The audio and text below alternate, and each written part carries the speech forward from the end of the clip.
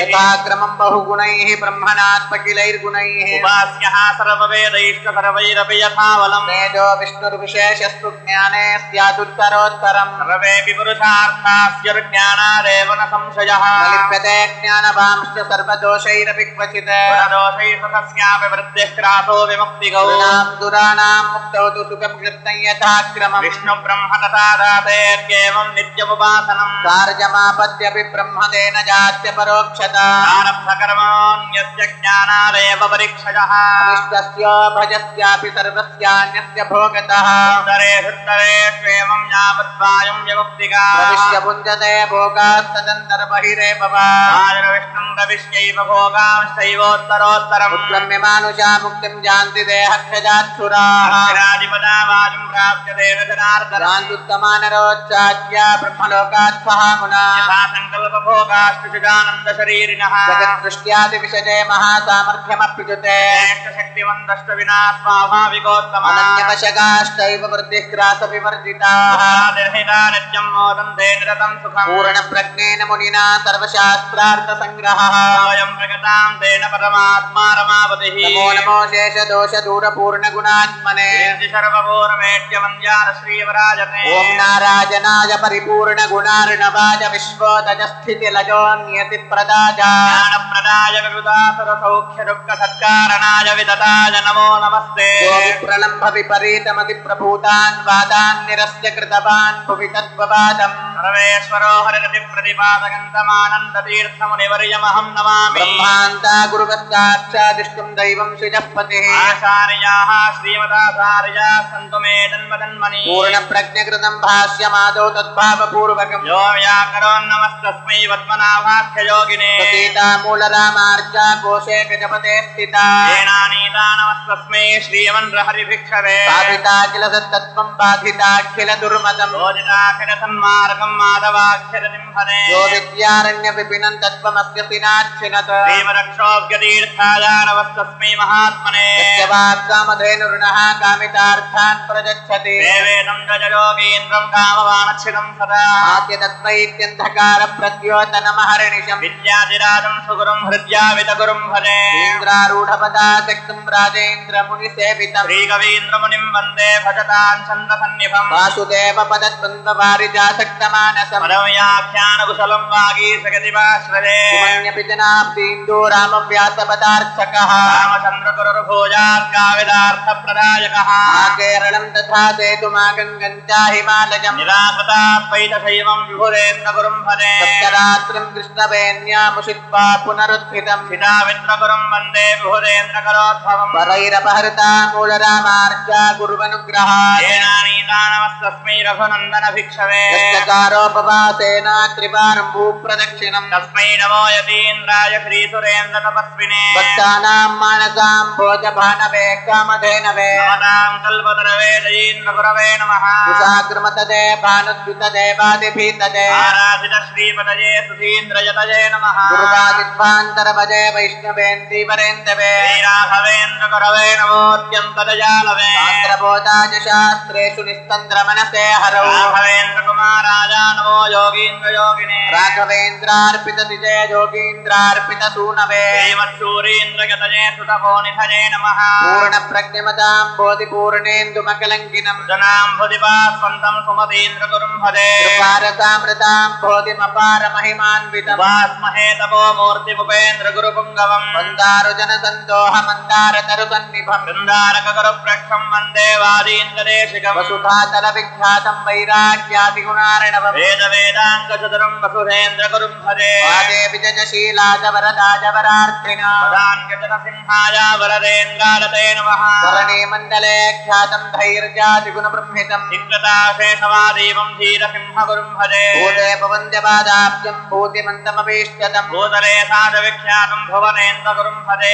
सेवासमद्भूतसुखसंवित्समाश्रजम् जनाभीष्टदातारं सुबोधेन्द्रगुरुं भजे सुजत्तिजालसहितं तुजनामोदकारिणम् सुरोत्तमगुरुप्रक्षं सुजनेन्द्रगुरुं भजे सुधासारार्थतद्भक्तं दुरद्रुमं सदुंसता शिवगुरुप्रक्षं सुज्ञानेन्द्रगुरुं भजे सुधांशुमिव सम्भूतं सुज्ञानेन्द्रसुधां बुधौ श्रीसन्दोहसं सेव्यं सुधर्मेन्द्रगुरुं भजे सुधर्मेन्द्रकरा सुराब्जोक्तं सुविद्वन्मणिराजितं मृष्टान्नप्रदादानं सुगुणेन्द्रगुरुं भजे सुधा जिज्ञासजा सर्वसुबुधानन्ददायकान् प्रज्ञेन्द्रमुनिं वन्दे सदा विद्यागुरून् मम सुविद्वत्कमलोल्लासमार्ताण्डं सुगुणान् अस्तुद्विपदे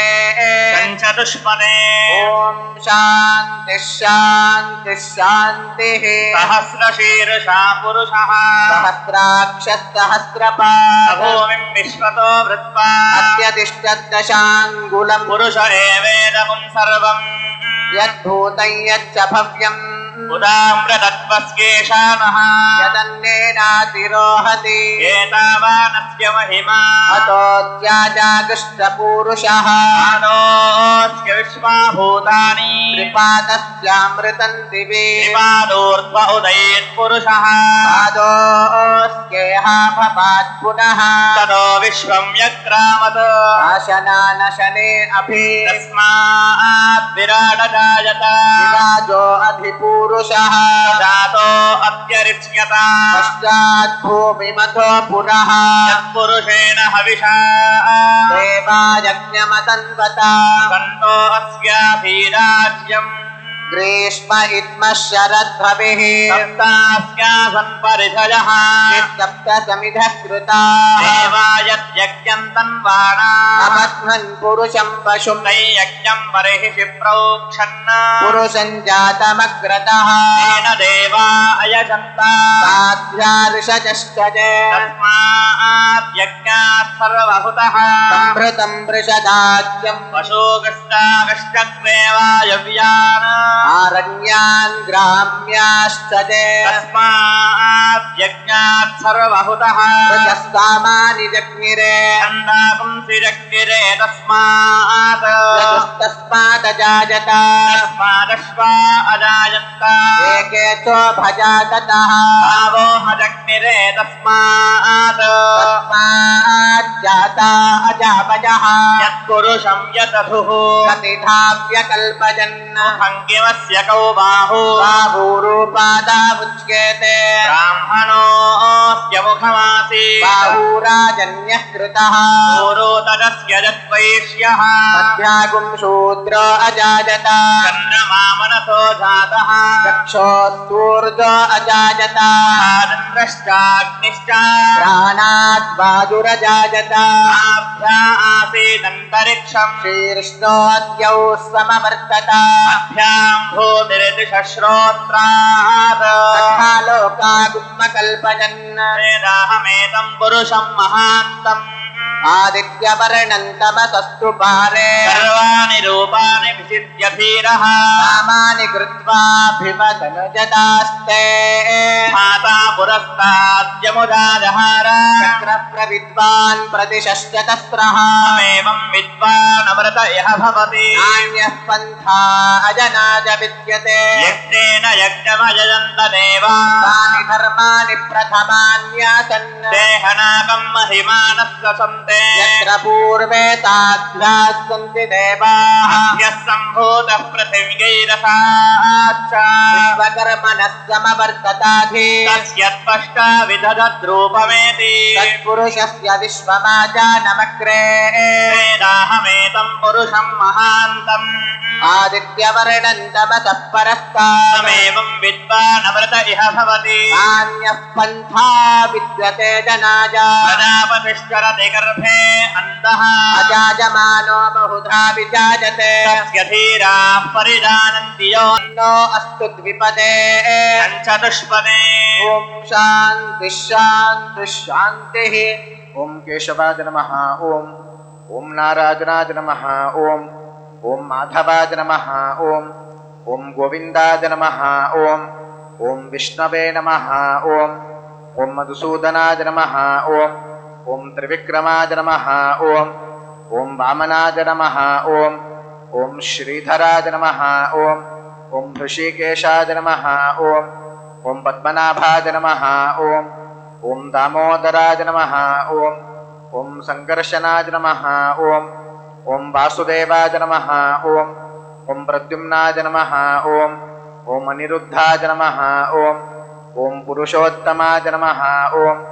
ॐ अदोक्षजाय नमः ओम नारसिंहाय नमः ओम ओम अच्युताय नमः ओम ओम जनार्दनाय नमः ओम ओम उपेन्द्राय नमः ओम ओम हरजे नमः ओम ओम श्री कृष्णाय नमः ओम ओम मत्स्याय नमः ओम ओम कूर्माय नमः ओम ओम वराहाय नमः ओम ओम नारसिंहाय नमः ओम ओम वामनाय नमः ओम ओम भार्गवाय नमः ओम ओम रामाय नमः ओम ओम कृष्णाय नमः ओम ओम बुद्धाय नमः ओम ओम कल्किने नमः ओम ओम विश्वाय नमः ओम ओम विष्णवे नमः ओम ओम वषट्काराय नमः ओम ओम भूतभव्यभवत्प्रभवे नमः ओम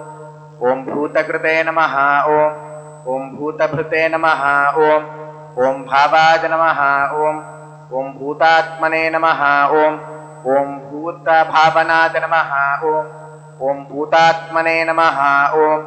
ओम परमात्मने नमः ओम ओम मुक्तानां परमाजैगतये नमः ओम ओम अव्ययाय नमः ओम ओम पुरुषाय नमः ओम ओम साक्षिणे नमः ओम ओम क्षेत्रज्ञाय नमः ओम ओम अक्षराय नमः ओम ओम योगाय नमः ओम ओम योगविदां नेत्रे नमः ओम ओम प्रधान पुरुषेश्वराय नमः ओम ओम नारसिंहवपुषे नमः ओम ओम श्रीमते नमः ओम ओम केशवाय नमः ओम ओम पुरुषोत्तमाय नमः ओम ओम सर्वाय नमः ओम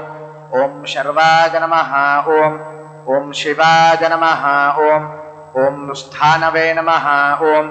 ओम भूतादये नमः ओम ओम निधदेव्यजाय नमः ओम ओम संभवाय नमः ओम ओम भावनाय नमः ओम ओम भर्त्रे नमः ओम ओम प्रभवाय नमः ओम ओम प्रभवे नमः ओम ओम ईश्वराय नमः ओम ओम स्वयंभुवे नमः ओम ओम शंभवे नमः ओम ओम आदित्याय नमः ओम ओम पुष्कराक्षाय नमः ओम महास्वनाय नमः ओम ओम अनादिनिधनाय नमः ओम ओम धात्रे नमः ओम ओम विधात्रे नमः ओम ओम धातुरुत्तमाय नमः ओम ओम अप्रमेयाय नमः ओम ओम ऋषिकेशाय नमः ओम ओम पद्मनाभाय नमः ओम ओम अमरप्रभवे नमः ओम ओम विश्वकर्मणे नमः ओम ओम मनवे नमः ओम ओम त्वष्ट्रे नमः ओम ओम स्तविष्ठाय नमः ओम ओम स्थविराज ध्रुवाय नमः ओम ओम अग्राह्याय नमः ओम ओम शाश्वताय नमः ओम ओम कृष्णाय नमः ओम ओम लोहिताक्षाय नमः ओम ओम प्रतर्दनाय नमः ओम ओम प्रभूताय नमः ओम ओम त्रिकगुद्धाम्ने नमः ओम ओम पवित्राय नमः ओम ओम मंगलाय पराय नमः ओम ओम ईशानाय नमः ओम ओम प्राणदाय नमः ओम ओम प्राणाय नमः ओम ओम ज्येष्ठाय नमः ओम ओम श्रेष्ठाय नमः ओम ओम प्रजापतये नमः ओम ओम हिरण्यगर्भाय नमः ओम ओम भूगर्भाय नमः ओम ओम माधवाय नमः ओम ओम मधुसूदनाय नमः ओम ओम ईश्वराय नमः ओम ओम विश्रमिने नमः ओम ओम धन्विने नमः ओम ओम मेधाविने नमः ओम ओम विक्रमाय नमः ओम ओम क्रमाय नमः ओम ओम अनुत्तमाय नमः ओम ओम दुराधर्षाय नमः ओम ओम कृतज्ञाय नमः ओम ओम कृतदे नमः ओम ओम आत्मवते नमः ओम ओम सुरेशाय नमः ओम ओम शरणाय नमः ओम ओम शर्मणे नमः ओम ओम विश्वरेतसे नमः ओम ओम प्रजाभवाय नमः ओम ओम अन्हे नमः ओम ओम संवत्सराय नमः ओम ओम व्यालाय नमः ओम ओम प्रत्यजाय नमः ओम ओम सर्वदर्शनाय नमः ओम ओम अजाय नमः ओम ओम सर्वेश्वराय नमः ओम ओम सिद्धाय नमः ओम ಓಂ ಸಿದ್ಧದೇ ನಮಃ ಓಂ ಓಂ ಸರ್ವಾತಜೇ ನಮಃ ಓಂ ಓಂ ಅಚ್ಯುತಾಯ ನಮಃ ಓಂ ಓಂ ವೃಷಾಕಪಜೇ ನಮಃ ಓಂ ಓಂ ಅಮೇಜಾತ್ಮನೇ ನಮಃ ಓಂ ಓಂ ಸರ್ವಯೋಗ ವಿನಿಸ್ಪೃತಾಯ ನಮಃ ಓಂ ಓಂ ವಸವೇ ನಮಃ ಓಂ ಓಂ ವಸುಮನಸೇ ನಮಃ ಓಂ ಓಂ ಸತ್ಯಾಯ ನಮಃ ಓಂ ಓಂ ಸಮಾತ್ಮನೇ ನಮಃ ಓಂ ಓಂ ಸಂವಿತಾಯ ನಮಃ ಓಂ ಓಂ ಸಮಾಜ ನಮಃ ಓಂ ಓಂ ಅಮೋಘಾಯ ನಮಃ ಓಂ ಓಂ ಪುಂಡರೀಕಾಕ್ಷಾಯ ನಮಃ ಓಂ ಓಂ ವೃಷಕರ್ಮಣೇ ನಮಃ ಓಂ ಓಂ ವೃಷಾಕೃತಜೇ ನಮಃ ಓಂ ಓಂ ರುದ್ರಾಯ ನಮಃ ಓಂ ಓಂ ಬಹುಶಿರಸೇ ನಮಃ ಓಂ ಓಂ ಬಭ್ರವೇ ನಮಃ ಓಂ ಓಂ ವಿಶ್ವಜೋನಜೇ ನಮಃ ಓಂ ಓಂ ಶುಚಿಶ್ರವಸೇ ನಮಃ ಓಂ ಓಂ ಅಮೃತಾಯ ನಮಃ ಓಂ ಓಂ ಶಾಶ್ವತಸ್ಥಾನವೇ ನಮಃ ಓಂ ಓಂ ವರಾರೋಹಾಯ ನಮಃ ಓಂ ಓಂ ಮಹಾತಪಸೇ ನಮಃ ಓಂ ಓಂ ಸರ್ವಗಾಯ ನಮಃ ಓಂ ಓಂ ಸರ್ವವಿದ್ವಾನವೇ ನಮಃ ಓಂ ಓಂ ವಿಶ್ವಕ್ಸೇನಾಯ ನಮಃ ಓಂ ಓಂ ಜನಾರ್ದನಾಯ ನಮಃ ಓಂ ಓಂ ವೇದಾಯ ನಮಃ ಓಂ ಓಂ ವೇದವಿದೇ ನಮಃ ಓಂ ಓಂ ಅಭ್ಯಂಗಾಯ ನಮಃ ಓಂ ಓಂ ವೇದಾಂಗಾಯ ನಮಃ ಓಂ ಓಂ ವೇದವಿದೇ ನಮಃ ಓಂ ಓಂ ಕವಚೇ ನಮಃ ಓಂ ಓಂ ಲೋಕಾಧ್ಯಕ್ಷಾಯ ನಮಃ ಓಂ ಓಂ ಸುರಾಧ್ಯಕ್ಷಾಯ ನಮಃ ಓಂ ಓಂ ಧರ್ಮಾಧ್ಯಕ್ಷಾಯ ನಮಃ ಓಂ ಓಂ ಕೃತಾಕೃತಾಯ ನಮಃ ಓಂ ಓಂ ಚತುರಾತ್ಮನೇ ನಮಃ ಓಂ ಓಂ ಚತುರ್ವ್ಯೂಹಾಯ ನಮಃ ಓಂ ಓಂ ಚತುರ್ದಂಷ್ಟ್ರಾಯ ನಮಃ ಓಂ ಓಂ ಚತುರ್ಭುಜಾಯ ನಮಃ ಓಂ ಓಂ ಭ್ರಾಜಿಷ್ಣವೇ ನಮಃ ಓಂ ಓಂ ಭೋಜನಾಯ ನಮಃ ಓಂ ಓಂ ಸರ್ವಪ್ರಹರಣಾಯುಧಾಯ ನಮಃ ಓಂ ಓಂ ಸರ್ವಪ್ರಹರಣಾಯುಧಾಯ ನಮಃ ಓಂ ನಮಃ ಇತಿ.